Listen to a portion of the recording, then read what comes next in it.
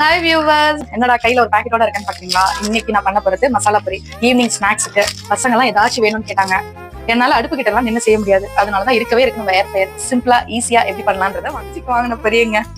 தள்ளி இல்லாமா கொட்டுங்க பொரிய. ஓகே, ஒரு 4 கடலக்காய் போட்டுக்கலாமா? நம்மளோட கருவேப்பிலை,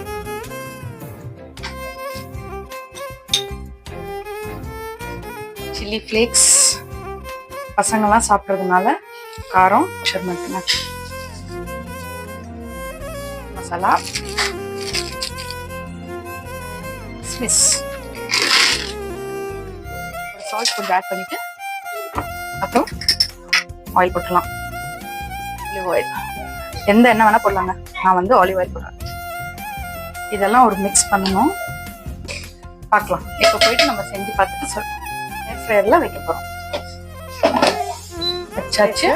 180 டிகிரி ஓபன் பண்ணி பார்க்க போறோங்க. டைம் முடிஞ்சிருச்சு. வச்ச டைம் சூப்பர். சரி பாருங்க, கிறிஸ்பியா நல்லா இருக்கு. நல்லாதான் இருக்கு. நிஜமா இதை போய் ட்ரை பண்ணுங்க.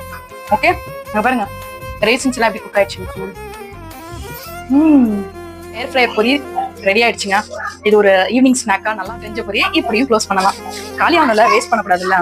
ஸோ ட்ரை பண்ணி பார்த்துட்டு டெஃபினட்டா எனக்கு கமெண்ட் பண்ணுங்க. பாய்.